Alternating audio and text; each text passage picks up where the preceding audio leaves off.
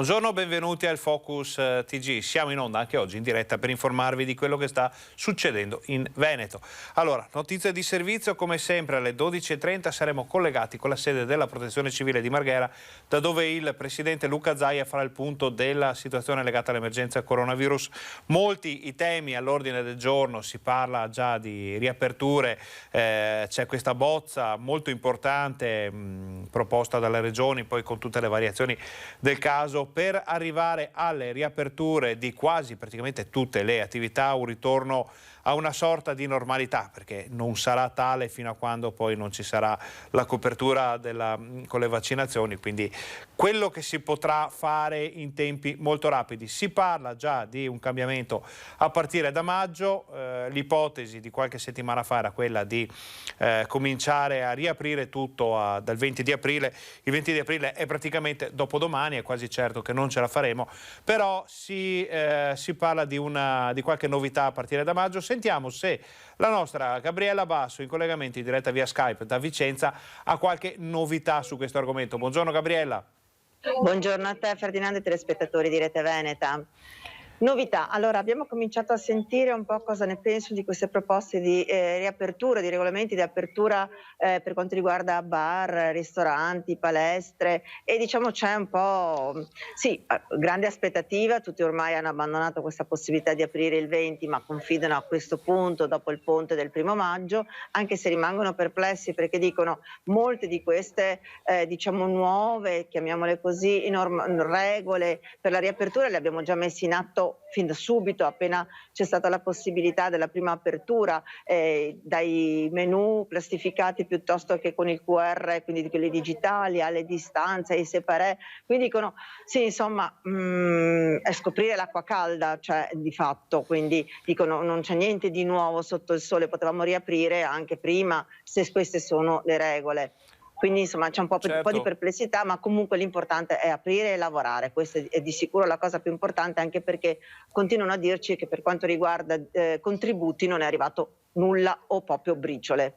Quindi possiamo dire che è stato perso, forse è ipotizzabile che sia stato perso del tempo, naturalmente nonostante tutte le pressioni da parte delle regioni per arrivare a delle novità, non si ricomincerà in modo molto diverso da come si era ricominciato qualche mese fa, prima del blocco relativo alla nuova ondata di coronavirus. Ecco, diciamo che forse per le palestre potrebbe essere, anche qui forse più importante, sono quelle anche che sono forse rimaste tra tutte le più penalizzate, palestre, piscine, insomma, quindi per loro ci sono delle misure che anche lì comunque igienizzanti, distanze, sono tutte state già messe in atto fin da subito. Qualche misura in più è prevista, quindi bisognerà vedere loro se chiaramente l'importante è aprire, ribadisco il concetto, cioè quindi si adegueranno a qualsiasi cosa pur di poter riaprire. L'importante è riaprire subito perché il danno è enorme. Approfittiamo di questa, stiamo toccando questo argomento per dire che la nostra redazione di Bassano si sta occupando proprio di riaperture di palestre, e quindi questa sera avremo un servizio, mostreremo come si stanno organizzando, anche cosa pensano i gestori di queste strutture che ormai sono davvero allo stremo. Gabriella, ti chiediamo però un'informazione più contingente. Vediamo del movimento alle tue spalle e non conosciamo l'area in cui ti trovi. Allora, sono in un centro aggregativo per anziani, quelli che sono anche questi chiusi. Diciamo, questo regolamento per le riaperture di loro non c'è traccia, peraltro. Centro aggregativo per anziani, quindi un posto di ritrovo dove vengono fatte magari le cene, le feste, le lotterie, e dove questi centri sopravvivono anche in questo modo. E qui in questo caso, non solo in questo centro, ma praticamente è un'iniziativa dell'amministrazione comunale che raggruppa 13 associazioni che lavorano quindi con gli anziani e che sono fatte anche tanto da anziani, per dare un aiuto, diciamo diventa una sorta di aiuto di vicinato, ok? Possiamo definirlo così, Certo. dove appunto questi volontari vanno ad aiutare quelle persone che non chiederebbero mai un aiuto all'amministrazione comunale, perché non sono quelle persone che sono seguite dai servizi sociali, ma che sono in difficoltà. Può essere l'anziano che non riesce ad uscire, o la persona che magari ha il Covid e non può andare a fare la spesa, può essere un qualsiasi tipo di aiuto e chi meglio di chi vive il quartiere, che lavora con il quartiere, che ha i centri per i quartieri, i centri anziani, che quindi si conoscono fino all'altro giorno magari, fino a un anno fa possiamo dire, Certo, si sì. ritrovavano e adesso non si ritrovano più. E quindi diventa un modo per forse tornare a quel rapporto di vicinato. Una volta, sai, tutti sapevano magari se la vicina era a casa, se aveva problemi, suonavano al campanello, come stai? Ecco, un po' un ritorno se vogliamo, e questo causa Covid per questo motivo, però è anche un riprendere delle abitudini, delle sane abitudini, delle abitudini civiche, ok? Certo. Possiamo definirle così. Gabriella, abbiamo visto questa situazione di cui ci stai parlando ora, si è molto rinforzata, proprio il tessuto sociale del Veneto si è rinforzato a partire dalle sue basi, quindi dai paesi, Certo. dai piccoli centri, dai quartieri, cose che erano un po' state dimenticate perché la vita era cambiata, adesso la vita è cambiata di nuovo e quindi sono moltissime le storie che ci arrivano proprio da questo modo di vivere. Gabriella, noi non abbiamo moltissimo tempo, ti chiediamo se c'è anche della cronaca da Vicenza che di solito non manca mai. Sì, abbiamo qualcosina riguardo alla Guardia di Finanza, ancora una volta scoperte delle società, aziende che evadono il fisco, quindi ancora nonostante la situazione, diciamo, sono indagini che partono ovviamente nel tempo, perché non sono indagini che vengono fatte oggi per domani, quindi riguardano periodi storici, fiscali, possiamo definirli più che storici, che vanno dal 2019 se non anche prima, addirittura 2016. Qualche altra anticipazione? TG Vicenza, sappiamo che la redazione vicentina ha un forte rapporto proprio con i quartieri, con la città, non solo con le storie ma anche con le segnalazioni che arrivano spesso dai cittadini. Ci occupiamo di qualcosa o è meglio lasciarlo in pentola magari per qualche altro giorno? La scoperta questa sera nel telegiornale. Bene. Gabriella, allora noi ti ringraziamo per questo collegamento, grazie per queste informazioni. Se ci sono novità non esitare a contattarci, se arriva cronaca o notizie importanti le daremo in diretta, come sempre, ai nostri telespettatori. Buona giornata, buon lavoro.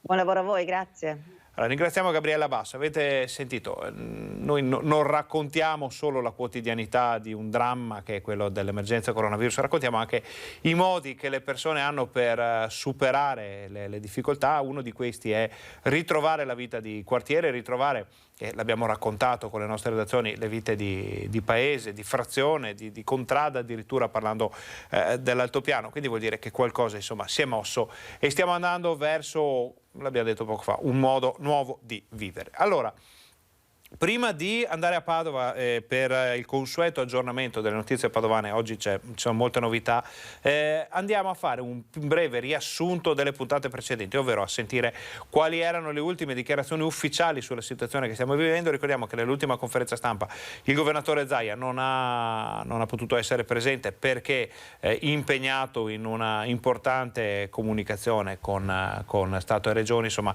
era una riunione molto importante, si è presentata l'assessore Lanzarin, che però ha parlato in modo molto approfondito delle riaperture. Sentiamo cosa ha detto. La parola d'ordine è riaprire, se possibile anche alla fine di aprile. Oggi videoconferenza delle regioni per discutere e decidere le linee guida da presentare al governo. Così l'assessore Lanzarin ha illustrato la bozza che riguarda la ristorazione, attività il più possibile all'aperto, se al chiuso, meteo permettendo, finestre e porte aperte. Con la distanza di 1 metro tra i tavoli e che può arrivare in alcuni casi a 2 metri all'interno se i scenari epidemiologici prevedono uno scenario insomma ad alto rischio. Mascherina fino al tavolo, temperatura e igienizzazione. Palestre e piscine, distanza di 2 metri per l'attività fisica, 1 metro negli altri casi. Per quanto riguarda cinema e teatri, stesse misure che ho detto prima, è prevista invece la distanza di 1 metro tra le persone con l'obbligo della mascherina. Se è possibile i 2 metri invece non c'è l'obbligo della mascherina, ma è a discrezione. Non ci sono per ora limitazioni di capienza, presto decisioni anche sul comparto fieristico del turismo e culturale. Sul fronte contagi la situazione è migliorata, il calo è ormai costante, il Veneto avrebbe dati da zona gialla, l'RCT è 0,81, l'incidenza è di 134 su 100.000 abitanti. Gli altri due parametri, 26% l'area non critica, il limite è 40, e il 27% la terapia intensiva, il limite è 30. Con Continua la campagna vaccinale in Veneto. Questa mattina c'è stata una nuova riunione con i direttori generali delle ULSS venete. Restano da vaccinare 50.000 over 80. Ci saranno vaccinazioni ad accesso libero nel fine settimana per permettere a tutti gli ultra ottantenni di essere vaccinati. A magazzino questa mattina abbiamo 172.123 dosi, divisi tra i 3 vaccini, Pfizer, Moderna e AstraZeneca. Sulle mascherine FPP2 e FPP3 sequestrate dalla GDF. In Veneto di queste mascherine oggetto di sequestro ne erano arrivati 6.133.000 per la precisione. Sia per quanto riguarda gli acquisti ma anche per la verifica di quello che è arrivato, tutte mascherine arrivate dalla Protezione Civile di questo sequestro. In questo sequestro non sono oggetto di sequestro mascherine acquistate da Azienda Zero per conto delle forniture decise a livello regionale. Le mascherine non sono mai state utilizzate, ha detto, in strutture o situazioni considerate a rischio alto. Allora, noi abbiamo già a disposizione Chiara Gaiani, che vediamo collegata con noi. Chiedo alla regia di mettermi in collegamento. Chiara, buongiorno, so che con Valentina Visentini siete a Rubano. Noi dobbiamo fare la pubblicità, però ti chiedo una piccola anticipazione di quello che diremo dopo lo spot. Buongiorno Ferdinando e buongiorno ai telespettatori. Sì, siamo a Bosco di Rubano, per la precisione, che è una frazione abbastanza piccola del comune, molto vasto, uno dei comuni più importanti della cintura di Padova, perché in questo bar, che non so se si riesce a vedere alle mie spalle, i titolari, che ovviamente sono chiusi e aperti solo da sport, si sono messi a disposizione dei cittadini più anziani per prenotare i vaccini. Allora, lo racconteremo per filo e per segno dopo la pubblicità. Ringraziamo Chiara, chiediamo di stare un attimo a disposizione e noi ci vediamo fra pochissimo.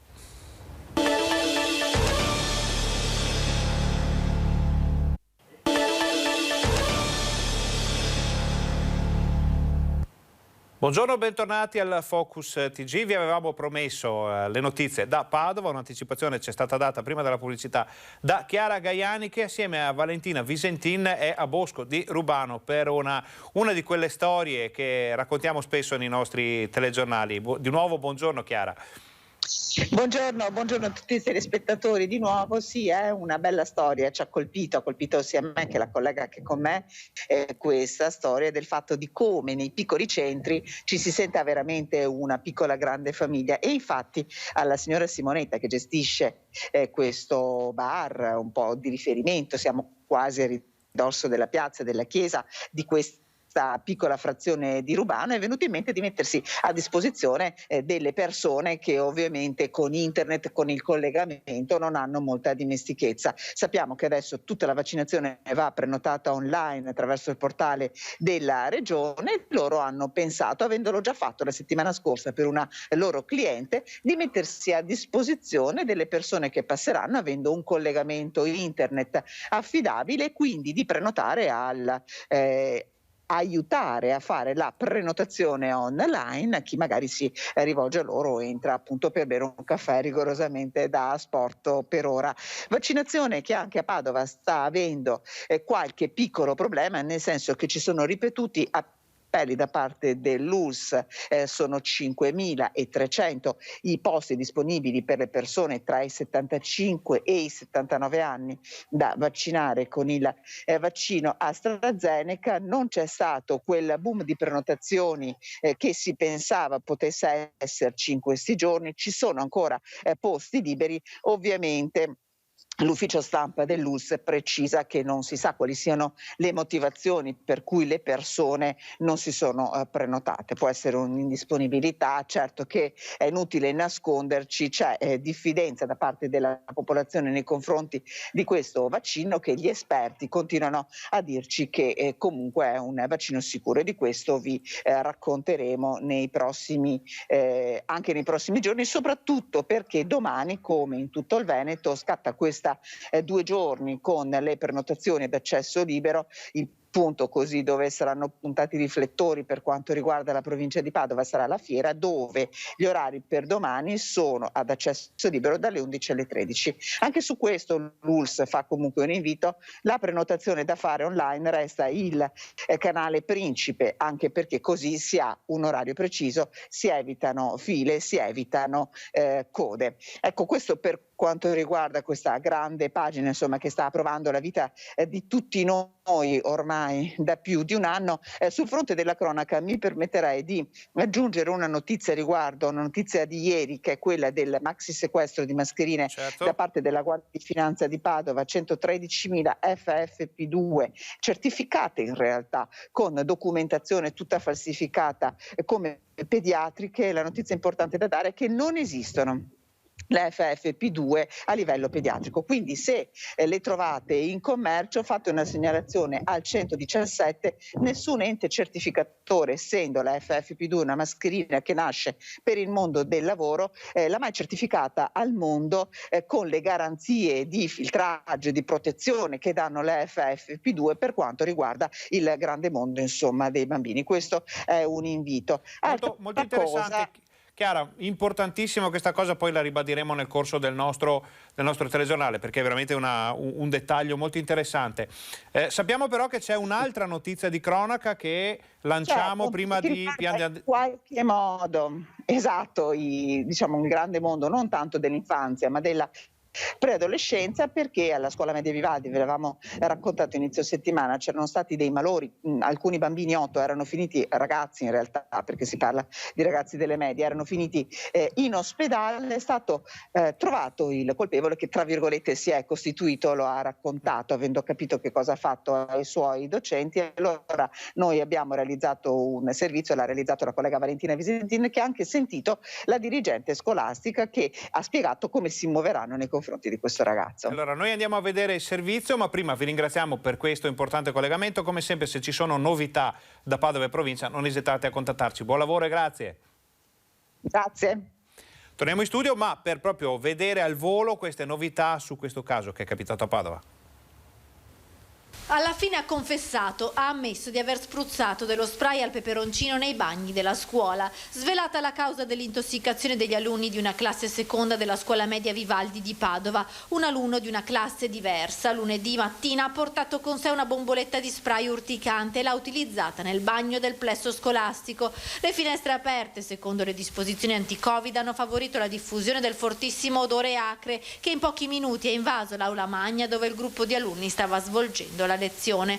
8 intossicati con bruciore a gola e occhi e nausea. I professori, su suggerimento della preside, hanno subito avviato un dialogo con tutti gli studenti, spiegando la gravità del gesto che aveva fatto mobilitare ambulanze impegnate nell'emergenza sanitaria, carabinieri e tecnici comunali, e così alla fine il responsabile è uscito allo scoperto. Ora la dirigente scolastica ha convocato un consiglio d'istituto per ascoltare l'alunno e i suoi genitori. Il ragazzo rischia un provvedimento di sospensione superiore ai 15 giorni. La preside però spiega che la punizione sarà accompagnata da un percorso di sostegno. Noi come scuola organizzeremo vari momenti in cui il ragazzino potrà essere presente a scuola per qualche ora. Noi proporremo questo alla famiglia, chiaramente questa è una proposta della scuola, supportati anche da associazioni presenti sul territorio. Nel frattempo la classe coinvolta resta in isolamento, visto che durante i controlli in ospedale sono stati effettuati anche i tamponi e un alunno è risultato positivo. Gli screening successivi hanno fatto emergere altri 2 casi di positività al Covid. Di questo fatto parleremo di sicuro nelle prossime edizioni della nostra informazione. Ora facciamo una brevissima pausa pubblicitaria, state con noi, torniamo fra pochissimo, e 10 minuti inizia anche la conferenza stampa di Luca Zaia.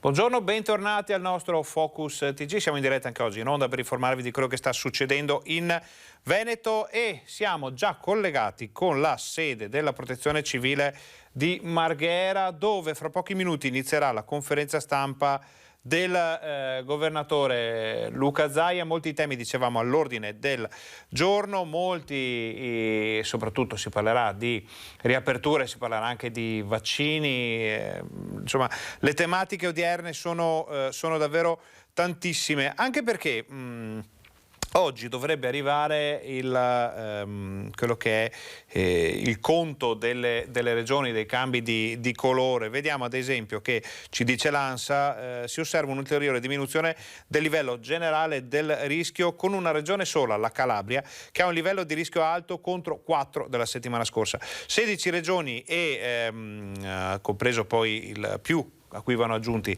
il Trentino Alto Adige, contro 15 la scorsa settimana, hanno una classificazione di rischio moderato, di cui 4 ad alta probabilità di progressione a rischio alto nelle prossime settimane. 3 regioni, Abruzzo, Campania e Veneto, e una provincia autonoma, che hanno una classificazione di rischio basso.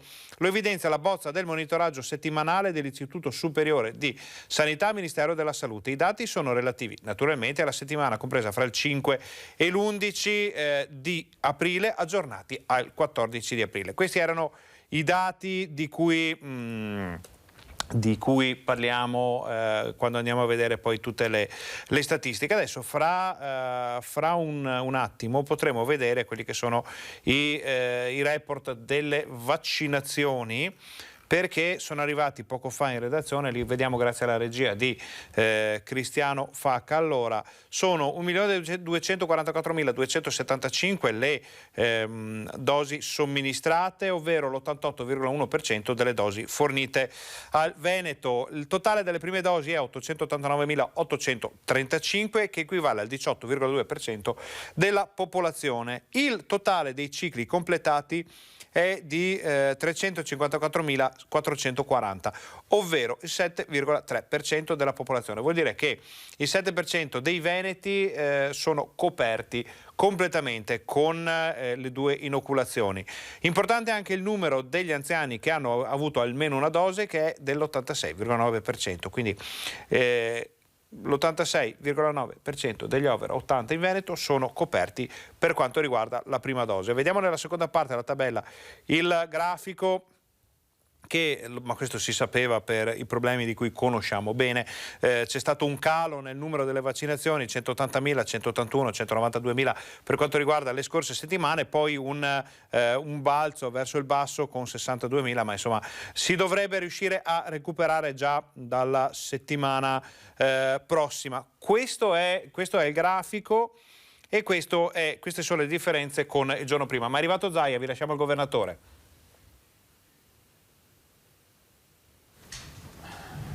Siamo pronti? Sì.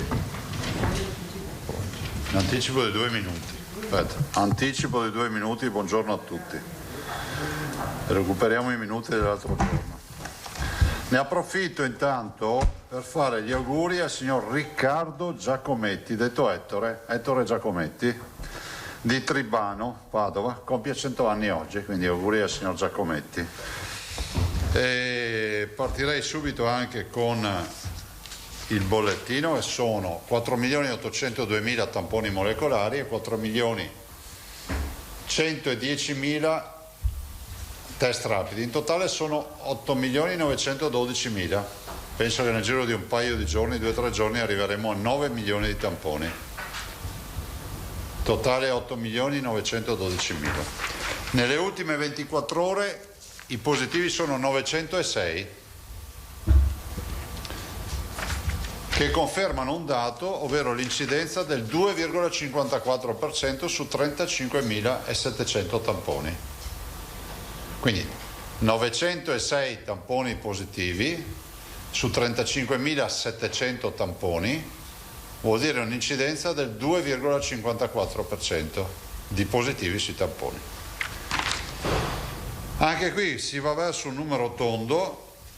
I positivi dal 21 febbraio sono quasi 400.000. Quasi 400.000 vuol dire che noi abbiamo avuto 200.000 persone asintomatiche a domicilio in tutti questi mesi, in 1 anno e 2 mesi, e 200.000 persone con sintomi. Dei 400.000, il 5% almeno in ospedale, 5 per 4, 20.000 persone sono finite in ospedale. Positivi di oggi calano ancora, 27.479.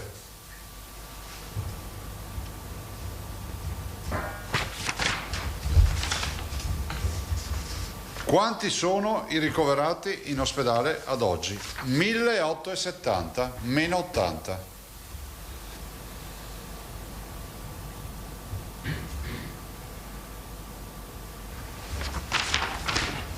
Questi 1.870 sono così distribuiti, 1.609 in area non critica, infatti abbiamo avuto 75 dimissioni, cioè dare e avere ingressi e uscite ha dato un meno 75, e 261 meno 5 in terapia intensiva.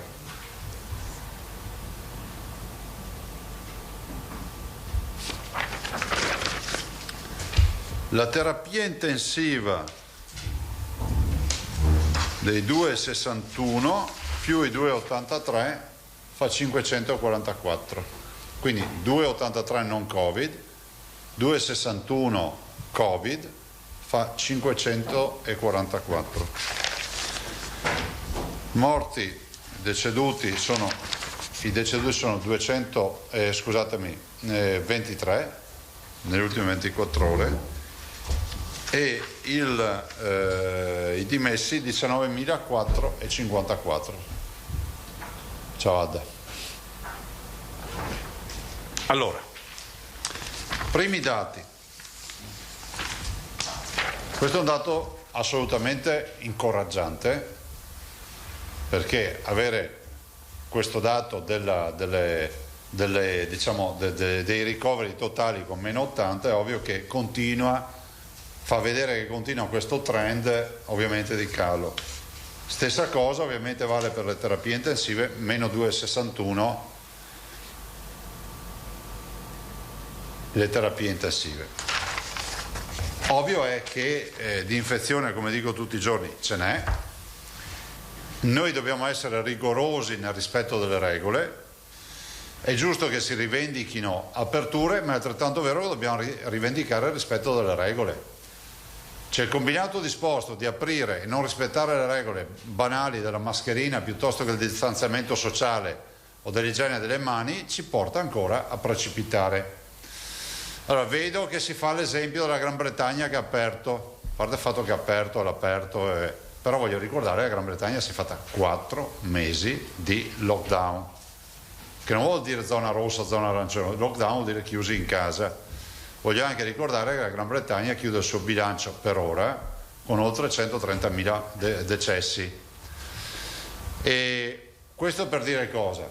Per dire che noi abbiamo un vantaggio sui paesi del nord Europa che è rappresentato dal fattore climatico. E sappiamo che il coronavirus, perché è un coronavirus, si comporta come gli altri coronavirus, cioè che ha una sua stagionalità.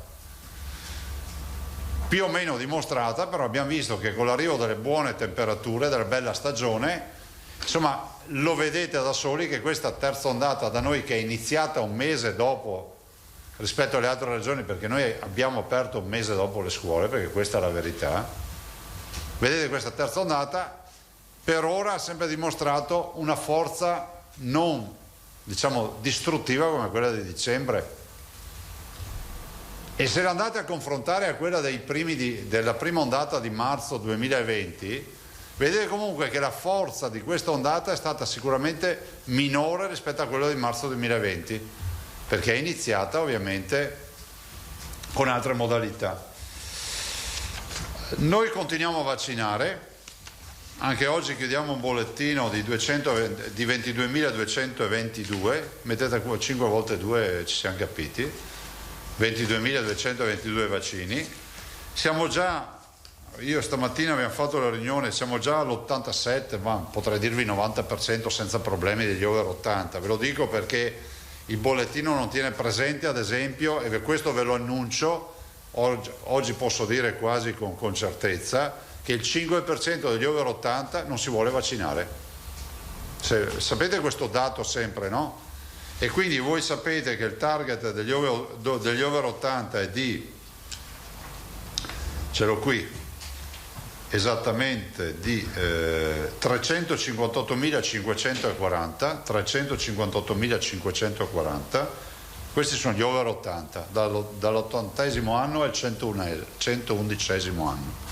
358.540, fate il 5%, 5 per 3 15, 5 25, sono almeno 17.000 persone, 18.000 che non si vaccinano.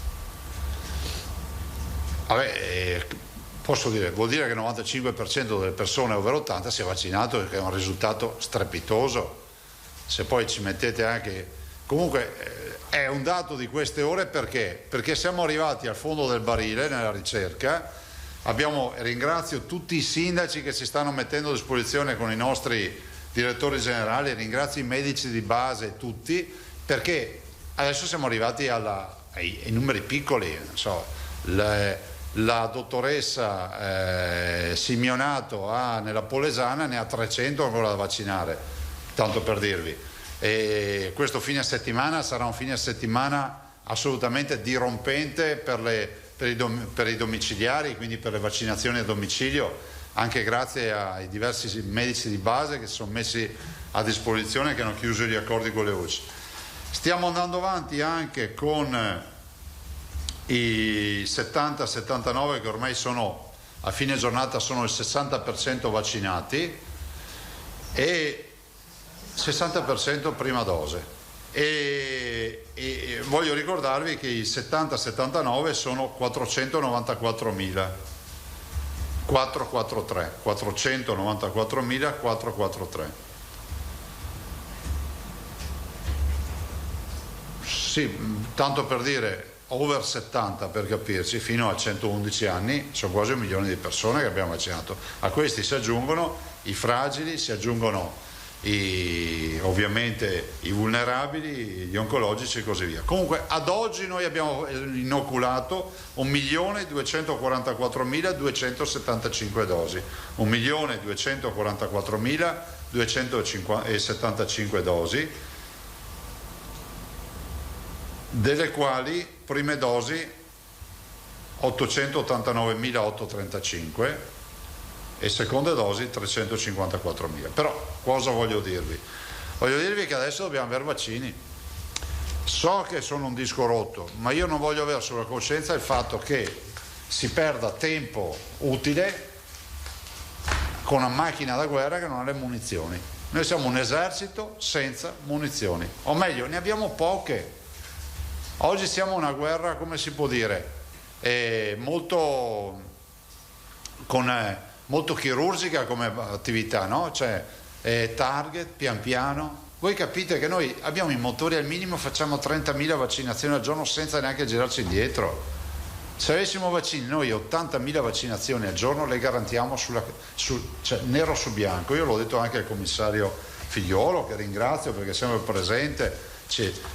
Però ci vogliono vaccini, ma soprattutto il mio appello è affinché i vaccini ci debbono essere, ma ci sia quantomeno una programmazione da qua ai prossimi mesi di certezza sugli arrivi, perché questo per noi, con i nostri ingegneri gestionali e con l'ingegner Fattori che li governa, significa programmarci. Vi annuncio già che la prossima settimana vi darò il famoso tabellone a colori dove ognuno in base all'età sa quando, comunque in teoria, su una previsione che faccia noi in base a uno standard di forniture, dovremmo iniziare a vaccinarci.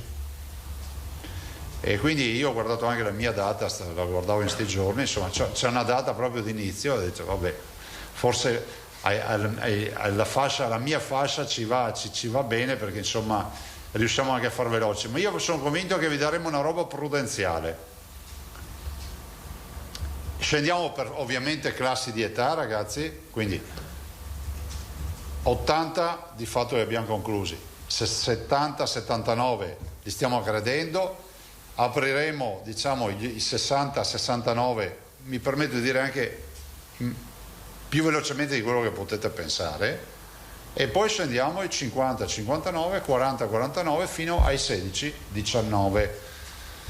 Sono un target che noi abbiamo, ve lo dico già, sono 4.195.000 persone. Voi dite perché?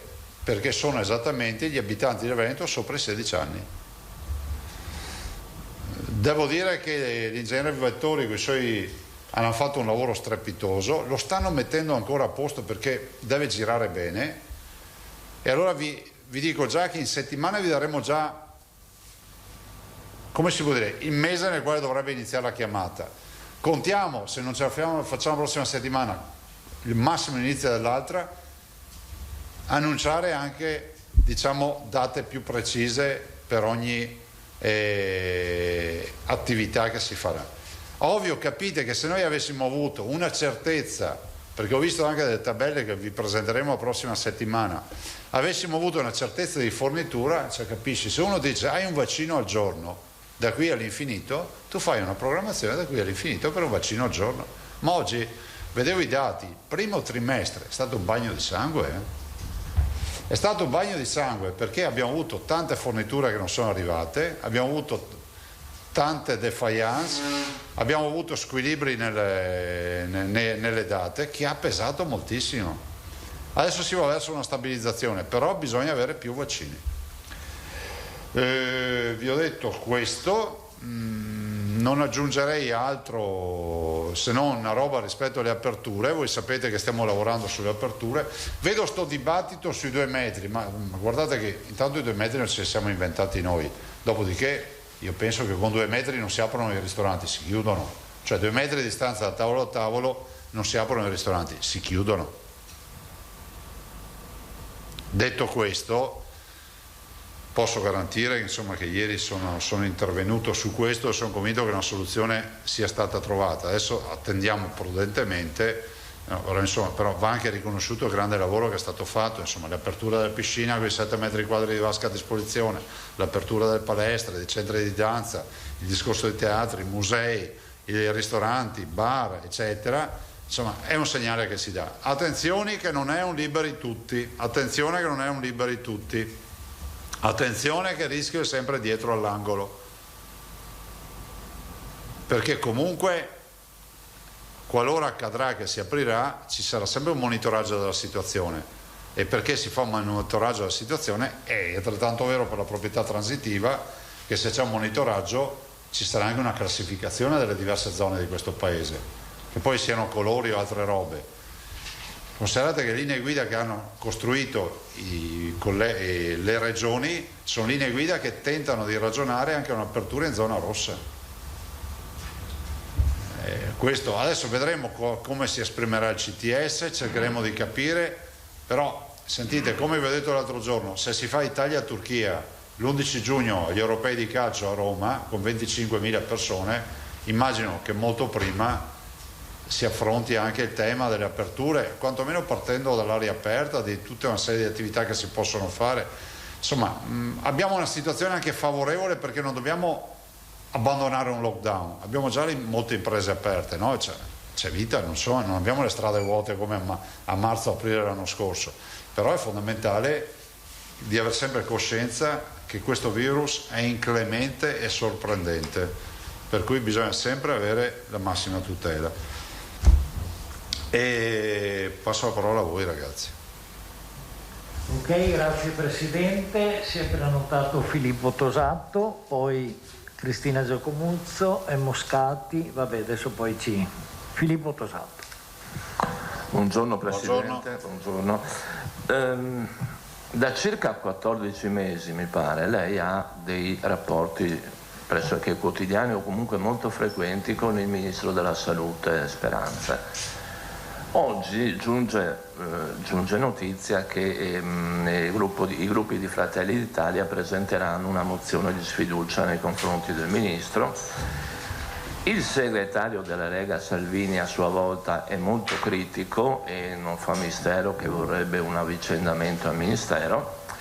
La domanda è: quali sono i suoi rapporti istituzionali con Speranza e qual è la sua valutazione dell'operato di Speranza, visto che lei è in grado, credo, di fornire una valutazione avendo seguito questa vicenda dal suo inizio e avendo agito anche in collegamento con il governo, insomma in contatto con il governo.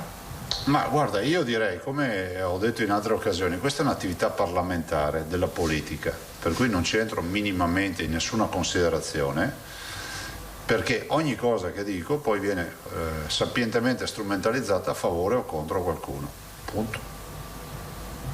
Cioè è come se avessimo una mozione in consiglio regionale e qualcuno da fuori cominciasse a fare ragionamenti. Cioè, ho massimo rispetto per il Parlamento, per i gruppi parlamentari, se la vedranno loro discuteranno, punto. Cioè ne fate tante anche su di me. Sì, veramente io però non le avevo chiesto una ma io ho capito cosa mi hai chiesto. Valutazione. Ma io ti ho detto che non ti rispondo. Ecco. No, ma per essere chiari, io non le avevo chiesto una valutazione della mozione di sfiducia. No, hai chiesto molto di più. Le ho chiesto una valutazione personale dell'operato del Ministero. Sì, dalla mia parte si dice Filippo so imbottonato per da dritto. Dai, avanti, cambia domanda che è meglio. Vabbè. Grazie. Ha svicolato, mettiamola così. No, ma perché qualsiasi considerazione, se dicessi anche guarda quello lì ha le doppie punte, viene fuori Zaia ha detto che ha le doppie punte, cioè non ha senso in un dibattito che è stato iniziato, tu mi capisci, sono sei persone intelligenti, in un dibattito iniziato fuori dal contesto regionale e che interessa forze politiche del Parlamento italiano, che io vado a esprimere la mia considerazione se uno è alto, biondo, con gli occhi azzurri o altra roba del genere, non esiste. Grazie. Prego. Per quanto riguarda invece i numeri, no, il dato epidemiologico, sì, sono numeri ampiamente da zona gialla. Sì. Allora io non ho capito questo. Ieri l'assessore Lanzarini... Vi ha dato i dati ieri? Sì, sì. Ah, bene. Ci ha dato i dati e giustamente ha detto questi sono numeri da zona gialla, però ha detto purtroppo resteremo in arancione. Io non ho capito una cosa, è vero che il decreto prevede soltanto il rosso e l'arancione, però nel decreto c'è anche un passaggio che riserva, no? Riserva, tagliando. Sì. Lo deve fare il governo. Appunto, ma non... cioè, ce la mettiamo via, insomma. No, diciamo che l'azione delle regioni con le linee guida è propedeutica a questo tagliando. Anche le dichiarazioni del primo ministro vanno in questa direzione, non vedo posizioni diciamo fondamentaliste da parte del presidente Draghi, partendo da un presupposto che la salute dei cittadini viene prima di tutto, dall'altro è ovvio che c'è oggi un'emergenza economica che deve essere affrontata. Io spero che il governo poi al suo interno, alla luce di tutto quello che è il quadro sanitario, le proposte delle regioni, prenda una decisione rispetto a questo tagliando. Se poi è un traccheggiare, cioè arrivare al 30 aprile per poi dire si fa dal 1° maggio, ma comunque ricordo che questo decreto, ecco, ricordiamolo questo Filippo, scade il 30. Quindi comunque deve esserci qualcosa di nuovo dal 1° maggio. E la vedo dura reiterare l'attuale decreto, cioè ripresentare l'attuale decreto con zone arancioni e gialle e rosse. Vi voglio sottolineare quello che dico sempre, non faccio né il chiusurista, se così si può dire in italiano, o l'aperturista. Guardo in faccia la realtà. Se domani mattina mi ritrovo i numeri che gira, diversamente vi dico ragazzi, qua qualcosa non torna. Peraltro io mi aspetto che le terapie intensive scendano di più perché non stanno scendendo in maniera vorticosa come dovrebbero. Per cui è vero che abbiamo caricato pazienti, è vero, c'è tutto... come si vede, una sorta di algoritmo che noi abbiamo in mente e sappiamo che proporzioni avremo, sappiamo anche quali sono. Devo dire che rispetto all'algoritmo stiamo scendendo e l'algoritmo sto giro ci dava ancora una tirata in su, quindi sta un po' smentendo l'algoritmo, ma non vorrei, domani che bussa l'algoritmo e dice no, non mi ero sbagliato, guardate qua. Quindi sono prudente soprattutto sulle terapie intensive. L'ultima cosa che è una precisazione, ancora per quanto riguarda il giallo, praticamente dobbiamo aspettarci di arrivare al 30 in arancione, però dal 1° maggio qualcosa cambia? Secondo me sì. È verosimile. È verosimile. Anche perché poi guardate, se saranno confermati questi dati, capite che quando tu arrivi, ecco c'è anche l'assessore, quando tu arrivi al 30 di aprile vuol dire che hai già in altri 10 giorni di trend da sommare qui, cioè, li consideriamo diciamo molto indicativi a quel punto. Grazie. Prego. Grazie, passiamo a Cristina Giacomuzzo. Buongiorno. Buongiorno. Quindi sulle aperture non abbiamo ancora certezza, ma l'ottimismo di poter fare qualcosa. Per quanto riguarda invece, le volevo chiedere, i vaccini. Ha parlato di fascia da 60 a 69 anni. Può anticiparci adesso il periodo, visto che sappiamo quanti sono i 70-79 anni? Quanti sono i 60-69? Sì, e quando, visto che sappiamo quanto sono i 70-79 anni, quando potrebbero partire? No, vediamo il piano la prossima settimana per questo. Anche perché non vorremmo, dobbiamo spiegare bene, perché non vorremmo che tutti si appendessero al computer per pensare di poter prenotare. Quindi, ecco, perfetto, 600 e 3000. Grazie. Sì, ovviamente più si scende di classe d'età più aumentano fino a un certo punto, dopo tornano a calare. Grazie. Segnalo una cosa che mi arrivano da un lettore. Chiede questo lettore se alla chiusura della giornata dei vaccini avanzano dosi e come si comportano i vaccinatori in questo caso, visto che ha avuto riscontri e informazioni su questo, ma sono guardate, allora, siccome siamo in un paese nel quale siamo stati cresciuti tutti col mi manda Lubrano, no? E con altre robe del genere, come se avete mai guardato la TV? Se guardate la TV, al mattino che c'è solo scuola del cucina in televisione, pomeriggio parla di diete. Questo è il paese, no, che abbiamo. Allora, siamo tutti che dobbiamo capire se tutti rispettano le regole. Può accadere che in uno dei 60 centri vaccinali cos'è fine giornata che resta mezza boccetta del vaccino. Non è un reato, perché basta che uno arrivi e dice io quel vaccino non lo voglio fare e finisce che tu avevi programmato e ti resta lì. Non è neanche un reato che piuttosto che vada buttato via accada qualcosa. Ovvio che l'indicazione che abbiamo dato noi è che utilizzino delle liste, cerchino di programmarsi, ma vorrei ricordare che questo lo facciamo quotidianamente su 30.000 dosi. Adesso io capisco che qualcuno magari conosce uno che è stato quella sera e gli hanno fatto il vaccino perché è stato lì un'ora ad aspettare, però capite, io non dico che dobbiamo andare a strascico, però arrivare a questi livelli, allora dobbiamo essere così fiscali da dire se ti resta piuttosto di vaccinarne uno buttalo via. Sinceramente no. Ovvio che noi abbiamo detto che queste robe non si devono fare, devono cercare di organizzarsi.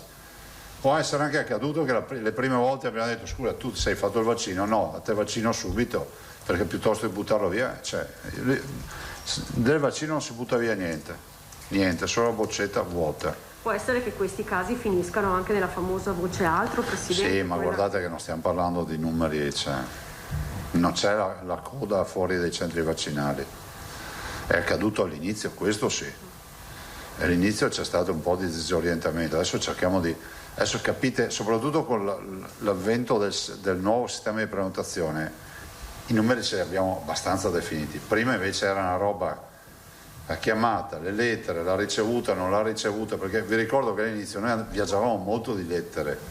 La lettera non è che uno ti dice sì vengo, e quindi si ritrovavano dei buchi nelle prenotazioni. Per dire noi stiamo aprendo accessi liberi agli over 80 e abbiamo tanti buchi.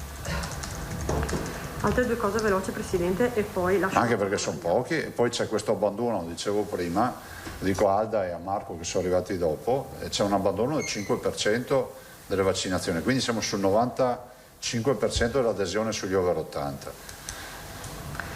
Io invece le do un altro numero, 245.802, che sono il dato che avete fornito voi qualche giorno fa, gli operatori non vaccinati. La CGIL chiede se è il caso di distinguere i veri Novax da chi purtroppo non può fare. Sì, ma c'è 3 milioni di distinzioni. Ci sono anche quelli che hanno avuto il Covid e non possono essere vaccinati perché devono essere passati 2 mesi. Ci sono quelli che non si vogliono vaccinare, ci sono quelli che non possono vaccinarsi, ma non è il momento di fare polemica. Nessuno ha messo in croce nessuno, avete mai sentito dire? Il decreto adesso no. Sì, ho capito, ma avete mai sentito dire da noi colpevolizzare questo contingente residuale di non vaccinati? Capiamo che ognuno può avere delle motivazioni. Ma se è un sanitario avrà un'implicazione. C'è una procedura che si innesca, alla fine rispondiamo a chi ha i quesiti, che alla fine ci sarà una distinzione tra chi si è rifiutato di farsi vaccinare, per cui il decreto prevede una sua applicazione da chi non può vaccinarsi a chi quindi alla fine di questo processo si intende un po'. È ovvio che dovremo farlo, lo prevede il decreto. Ancora un mese, vero, di tempo. Sì. L'ultima cosa le chiedo. È venuta la dottoressa Russo, fra l'altro, a spiegarlo. Sì, mi sembrava che ci fosse ancora un mese alla fine del tempo.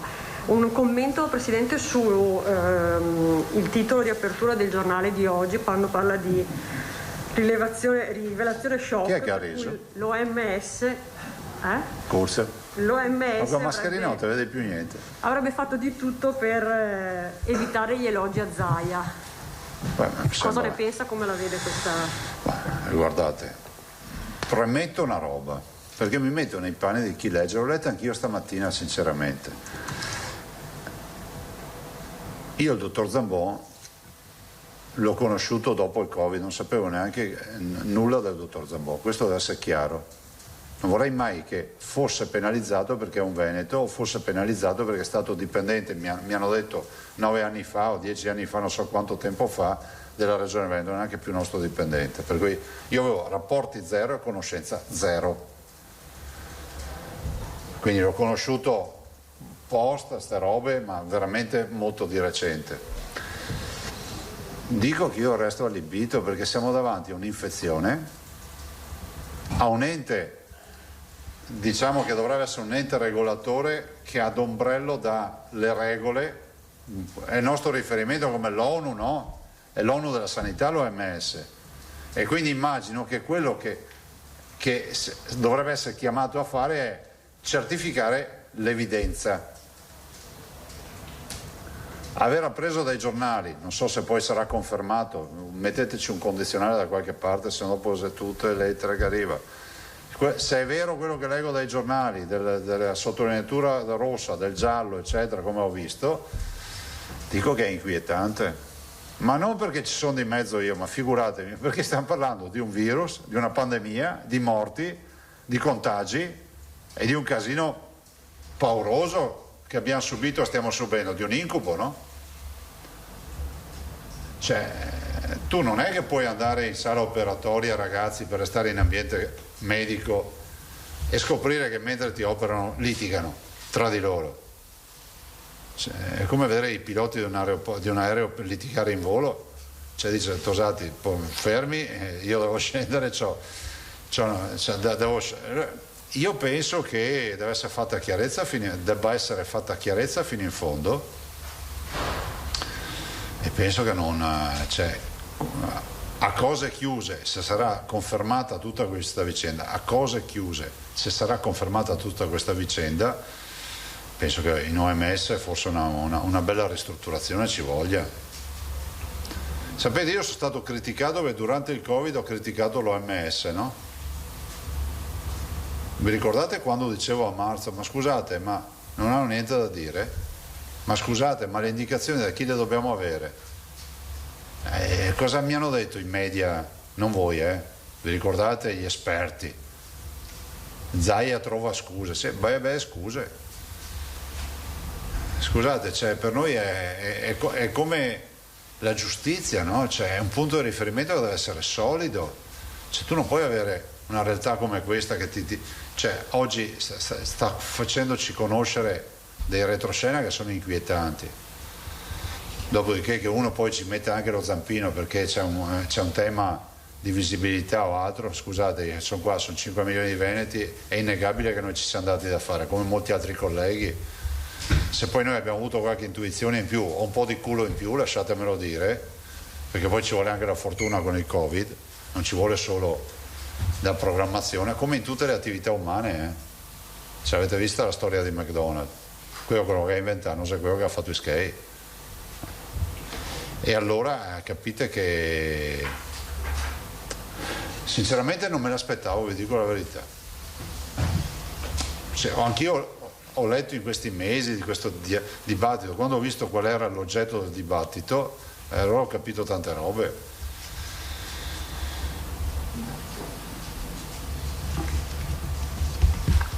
Se Cristina ha finito, passiamo a Silvia Moscati.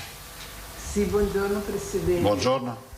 Senta, io volevo toccare un argomento che mi hanno chiesto, le categorie economiche che sono state soggette a bonus in relazione all'emergenza Covid ed il bando regionale per la concessione di questi, mi chiedevano un parere riguardo al fatto che molti di questi piccoli imprenditori che gravitano principalmente su Venezia, durante il Covid ovviamente non sono riusciti a pagare le relative l'INPS di competenza e a quanto mi dicono, siccome non sono in regola con il DURC, io non so neanche cosa sia, però lei sì, pertanto invece di avere questi ristori saranno pagate queste competenze. Sì, perché poi è un sistema purtroppo noto e quindi non si riconosce la difficoltà finanziaria, un elemento che il legislatore considera di certificazione è essere in regola con tutti i pagamenti. Se non sei in regola, tutto quello che ti viene dato viene di fatto dato in maniera figurata, perché a te i soldi non li vedi mai perché vanno direttamente a pagare i conti. Sì, però così non si aiutano le imprese. Però non dipende da noi, ce l'abbiamo detto tante volte su questo aspetto, no? Cioè, come quando io, avendo fatto ministro dell'agricoltura, mi ricordo che con il latte era la stessa roba, no? Chi aveva le multe aveva di fatto una sorta di sostituto d'imposta, in modo tale che la latteria, quando riceveva il latte, non pagava il latte al contadino, all'allevatore, ma pagava, tratteneva il controvalore perché c'erano da pagare le multe. Ma questo non era un bando regionale, per questo non competeva la regione? Ma c'è una legge chiara nazionale, ma non è un bando regionale comunque. È riferito ai soldi che alle risorse che abbiamo girato alle Camere di Commercio. Ho capito. Per cui non c'è niente da fare, insomma. Ma al momento no. Grazie. Prego. Allora proseguiamo con Stefano Pittarello. Buongiorno. Buongiorno. Una domanda sul passaporto vaccinale, o perlomeno il cammino che sta avendo in questo momento. A che punto siamo e soprattutto se per passaporto vaccinale può bastare, diciamo, il certificato dello storico di vaccinazione che viene dato appunto a chi viene vaccinato, per quanto tempo potrebbe durare? Su cosa sta vertendo in pratica la discussione? Ma guardate, siamo a punto morto, nel senso che, mi spiego, allora noi rilasciamo una certificazione in italiano e in inglese con il lotto e la venuta vaccinazione, quindi quello, finché non ci sarà un documento ufficiale imposto, deciso, magari uno spererebbe con la regia dell'OMS, no? Che in tutto il mondo ci sia un linguaggio unico, l'ONU della sanità, noi italiani, noi veneti, gireremo quel foglietto scritto in veneto, in italiano e in inglese. Noi oggettivamente siamo in grado di fare qualsiasi elaborazione, dalla scheda magnetica, tutto, però abbiamo pensato che in attesa che qualcuno decida qualcosa di ufficiale, per evitare di fare 3.000 robe. Se volete che vi dico come la vedo io resterei nell'ambito del passaporto, cioè chi ha un documento di viaggio deve averla lì, il timbro della venuta vaccinazione. È inutile che giriamo a meno che non si decida di fare un passaporto vaccinale dedicato dove uno si mette tutte le sue vaccinazioni una volta per tutte, uno si mette la sua storia di prevenzione sanitaria che ha fatto, come accade adesso, è brutto fare l'esempio, ma negli animali ad esempio si fa così per le esportazioni eccetera. Anche lì è un fatto di regolamenti di polizia veterinaria, e può accadere sicuramente anche in medicina. Non sto paragonando, eviterei di dire Zaia paragonato, vi faccio solo un esempio di organizzazione sanitaria. Quindi sarà inevitabile che noi avremo un documento. Certo è che se a livello internazionale europeo si aspetta ancora un po', finirà che ancora una volta i cinesi saranno i primi a farselo, no? Dopo diciamo sempre ma i cinesi, ma qualcuno. Noi potevamo già averlo in tasca sto passaporto, ma anche qui l'Europa del politically correct si è indignata davanti al passaporto vaccinale, e io voglio vedere quanti si indignano e restano a casa per partito preso, non prendono più un aereo perché gli chiederanno il passaporto vaccinale. Noi abbiamo visto come si sono impennate le richieste di vaccinazione dopo che è uscita la notizia che molti voli non vogliono i non vaccinati, che è discriminatorio in un contesto nel quale è volontaria, è discriminatorio, ma bisogna prendere atto che funziona così. Prego. Allora proseguiamo. In quinta posizione Curzio Pettenò. Presidente, buongiorno. Buongiorno. Volevo sapere, ma un incontro con il Premier Draghi e la cabina di regia è previsto o no, e quando è previsto? Al momento no, però ci sarà. Adesso noi abbiamo elaborato, forse l'assessore dopo può darvi anche un aggiornamento sulle linee guida, ma richiariamo questa storia di 2 metri perché si sta diffondendo una leggenda metropolitana, però al momento no. Al momento non abbiamo riunioni col Presidente del Consiglio, però ci saranno inevitabilmente. In ogni caso oggi è stata la cabina di regia, noi si resta in arancione e così via, però c'è le proposte delle regioni sulle riaperture graduali. Lei ovviamente è per queste riaperture graduali, ci sono le preoccupazioni di dire bisogna che siano riaperture certe, che poi non si torni indietro, come è avvenuto ad esempio in Sardegna, che è diventata bianca e si ritrova adesso rossa. Ecco, su questi aspetti di rischi che ci sono nella presenza del virus che continua ad esserci e le riaperture, come valuta lei le possibili riaperture anche in Veneto? Ma non sono né aperturista né chiusurista, dobbiamo prendere atto che il virus lo conosciamo, che le situazioni sanitarie, la situazione è cambiata rispetto a un anno fa, raddoppiato le terapie intensive, abbiamo protocolli di cura, abbiamo gli anticorpi monoclonali, i dispositivi di difesa, di protezione e soprattutto i vaccini. Per cui dobbiamo iniziare una fase di convivenza con obiettività e buon senso, quindi un'apertura graduale partendo dalla riaperta.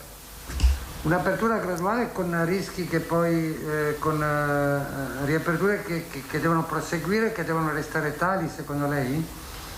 Io sono convinto che poi torneremo alla normalità, l'ho detto persino Anthony Fauci, che è il virologo dei virologi, l'ho detto a autunno sarà finita, l'ho detto l'amministratore delegato e il CEO di Pfizer, ha detto con l'autunno è finita, e nel frattempo io direi di non stare a aspettare l'autunno e di cercare di organizzarci. Per quanto riguarda c'è una proposta, la presente alle regioni, che ci sia un rapporto sulle riaperture legato anche a quanti vaccini sono stati fatti alle varie regioni, secondo e me, anche sui tamponi che sono stati effettuati. Beh, allora noi siamo vincenti perché siamo sopra sui primi per tamponi e primi per vaccinazioni.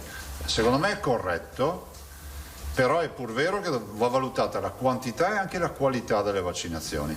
Perché vaccinare 1000 anziani a domicilio non è come vaccinare 1000 anziani in un centro vaccinale. Non è un nostro problema, ma dico è bene guardare bene questi dati. E non è come vaccinare 1000 cinquantenni che si sono presentati a un drive-in, visto considerato che qualcuno non ha rispettato le categorie vaccinali.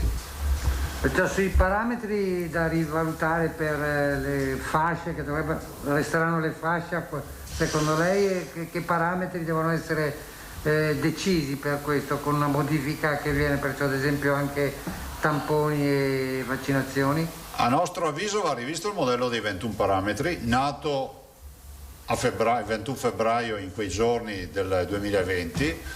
La situazione epidemiologica sanitaria è totalmente cambiata, va inserita la condizione delle vaccinazioni, che è una condizione importante e non influente anche delle qualità delle cure, perché con gli anticorpi monoclonali si sta galoppando. Il Veneto peraltro è la regione che utilizza più anticorpi in Italia. Grazie Presidente. Prego. Fra l'altro ci sarà la professoressa Tacconelli lunedì a parlarvi di grosse novità sui monoclonali. Grazie Curzio, adesso tocca a Paolo Guidone, poi Marco Bonet. Buongiorno Presidente. Buongiorno. Anch'io ho 2 domande che le giro, che vengono da nostri ascoltatori. Uno è un gestore di una piscina. Nelle piscine non ci sono stati, almeno questo ci dice, casi di contagi significativi in questi mesi. Eppure in questo momento le piscine sono aperte solo alla Federica Pellegrini praticamente. Allora, per poter consentire la pratica sportiva non agonistica, qual è la sua posizione sulla riapertura in particolare delle piscine, e se ritiene che dovrebbe essere trattata, le piscine dovrebbero essere trattate come una casistica a sé stante? Sì, io condivido tutto quello che si dice. Io spero che non si faccia polemica, perché Federica Pellegrini deve allenarsi, cioè comunque, come si vede, è un biglietto da visita che noi abbiamo a livello internazionale e ci aiuta anche a uscire anche da questa crisi, no? Perché comunque è un elemento di comunicazione dei nostri territori, quindi ben venga. Io penso che abbiano ragione, nel senso che piscine, ma sentite, in un museo, ho visto ieri sera una trasmissione, l'ultima cena, no? Che assembramenti ci sono per andare a vedere l'ultima cena, e che lo fai in maniera programmata con le prenotazioni. Bisogna uscire da queste logiche che avevano e hanno imparzialmente un criterio fondante. Ad esempio a febbraio ce l'avevano tutto, non sapevamo nulla del virus, non sapevamo neanche se stare in una stanza a 10 metri da un'altra persona ti contagiavi. Adesso abbiamo capito molte robe e quindi dobbiamo ritarare, e quindi sono d'accordo su ritarare. Comunque le regioni le hanno messe tra le priorità, cioè nel documento che è stato ieri licenziato dalla conferenza e mandato dal Presidente Fedriga appunto al governo, ci sono la ristorazione, palestre e piscine, perché abbiamo ritenuto che sono le priorità che andrebbero riaperte il prima possibile. Certo. Una signora ci chiede anche qual è, anche se vabbè, questo è un discorso puramente teorico, perché adesso ci sono i 60enni, 70enni, eccetera, fino a qual è l'età minima per la quale è prevista la vaccinazione? 16 anni. 16 anni, ecco. E un'ultima cosa, in realtà ha già posto la domanda al collega sul passaporto vaccinale, anche se c'è questo rischio, lei stesso lo diceva, di discriminazione, lei resta, diciamo, convinto dell'opportunità del passaporto vaccinale? Cioè, guardate, è un dato di fatto, cioè io direi di finirla con queste lucubrazioni e queste, come si può dire, di elargire grandi riflessioni. Il vaccino è volontario, bene, ci sono delle compagnie aeree che non ti fanno salire se non ti sei vaccinato, sarà mia colpa mia. Io vi dico solo che se volete salire in quell'aereo avete bisogno di un documento, e siccome noi siamo un'istituzione abbiamo l'obbligo di prepararvi e mettervi in condizioni di dire che siete vaccinati. Leggo delle robe allucinanti, cioè guardate, l'altro giorno in un'intervista io ho detto che a mio avviso, ve lo confermo, che vaccinare oggi è una posizione strategica, cioè chi vaccinerà per primo la propria comunità la mette in sicurezza e va prima sui mercati. Io ho detto, si ristabilirà a livello internazionale un nuovo ordine mondiale, no? Cioè italiano sto qua, mi pare, no? Cioè daremo un nuovo peso all'importanza dei paesi. Capiamoci, se l'estremo oriente vaccinasse e l'Occidente non vaccinasse, è ovvio che il baricentro dell'economia e della forza dei paesi si sposta lì. Per aver citato la parola ordine mondiale e che ha fatto il disastro. Cioè, non lo so, c'è uno che ha preso anche un premio Nobel e aveva scritto un libro, no? Che è Kissinger. Ma io non ho usato semplicemente un termine italiano, veramente, purtroppo la cultura del bignami ci ha portato a questo. Io non ce l'ho col bignami, manco te lesevi qualcosa, adesso basta il post, basta il titolo. Uno vede un titolo, già premio Nobel della chimica, della fisica, del tutto. Grazie. Prego. Perfetto, proseguiamo con Marco Bonet e poi Alda Vanzani. Sì, Presidente, buongiorno. Buongiorno. Due domande rapidissime. La prima l'avevo già fatta ieri in realtà all'assessore, però essendo una domanda politica la ripropongo. Vedo che ci sono presidenti di regione della Lega, Fugatti. Io sarei una donna non politica? No, nel senso che il Presidente è la figura politica di riferimento. No, continuo a insistere su questa idea di anticipare le aperture con un'ordinanza. Chi, scusa? Fugatti a Trento. Ci chiedevano ieri se sapevamo di questa cosa. Volevo sapere se lo sa, se lo può fare, se lei pensa di farlo, che cosa ne pensa. Prima domanda. Facciamo una premessa, che la provincia autonoma di Trento comunque ha delle prerogative legislative che sono in alcuni casi diverse dalle nostre. Quindi non so a cosa si riferisse il Presidente Fugatti, perché per alcuni aspetti immagino che possa avere dei varchi diversi dai nostri, limitati, ma possa averli. Dopo, in linea di principio generale vi dico che non riusciamo a forzare, noi non riusciamo a forzare. Ok. Fermo restando che come Regione abbiamo presentato già un programma per le riaperture, adesso si tratterà di avere una risposta. Ok. La seconda domanda è che non è una cosa di cui mi sono occupato direttamente, per cui la prendo come l'ho letta dal giornale, cioè vedo articoli di centri vaccinali deserti, per esempio a Padova, alla Fiera, allora... Non li chiudiamo? Nel senso che no, qual è la motivazione? Che non mancano sono vaccini? Solo quella, quindi. Quando c'è il calo dei vaccini noi abbiamo fatto 35.000, siamo scesi al minimo a 16.000, stiamo tornando su a 22.000, domani gli abbiamo dato un target che deve essere più alto, ma poi finiscono i vaccini, si tornerà giù. Se chiudiamo, perché potremmo dire invece di 60 fate 30 centri vaccinali, togliamo servizi ai cittadini e soprattutto cala anche l'organizzazione, cioè cala anche tutto quello che è la macchina schierata, visto e considerato che il comandante Figliolo, sì, il commissario, scusate, dice che sarà a maggio in grado di darci 500.000 vaccini al giorno, non a noi, all'Italia. Cioè, se sono 500.000 vuol dire che noi andiamo sui 45.000 potenziali vaccinazioni. Quindi non saranno più voti. Certo, ho capito, non chiedevo di chiuderli ovviamente, era per capire se... No, ma qualcuno lo scrive, perché sei sempre gli esperti del tutto, del divano, ISEA, dobbiamo chiudere, dobbiamo aprire. Ok, no, era solo per capire le motivazioni, solo il calo delle fiale, non ci sono motivazioni in di alcuni casi ti dirò anche chiamate poi non disdettate, perché abbiamo avuto in questa fase residuale sugli over 80 anche questo problema. Teniamo conto che stiamo facendo anche il domicilio adesso, stiamo proprio cercando di aggredire molto quelli a domicilio e quindi le stesse persone sono anche quelle che vanno a domicilio, quindi con un'organizzazione diversa. Quindi... Ok, grazie. Prego. Alda Vanzan. Buongiorno Presidente. Buongiorno. Io ritorno sull'argomento che ha appena trattato, perché quello che è successo, o meglio non è successo ieri a Padova, non sembrerebbe dovuto a carenza di fiale. L'ULSS 6 Euganea aveva aperto mercoledì pomeriggio, o giovedì non ricordo, mercoledì aveva aperto le prenotazioni per una fascia di età 75-79 anni. Tant'è, evidentemente non si sono prenotati, non si sa se perché non riescono a collegarsi, perché fanno fatica col computer. Fatto sta che avevano buchi vuoti e ieri mattina, da quanto riportato un po' da tutti i giornali locali, lui si è tornata a dire vaccinatevi, venite qua. Fatto sta che l'hub era vuoto. Quello che si è pensato, ed è la domanda che le rivolgo, è che siccome i 75-79 anni è destinato il vaccino AstraZeneca, che ci possa essere anche una sorta di titubanza, quindi non solo vaccini vuoti. I vaccini a Padova c'erano ieri ma non sono andati a vaccinarsi, si sono presentati nel pomeriggio per i richiami. C'è questo punto interrogativo?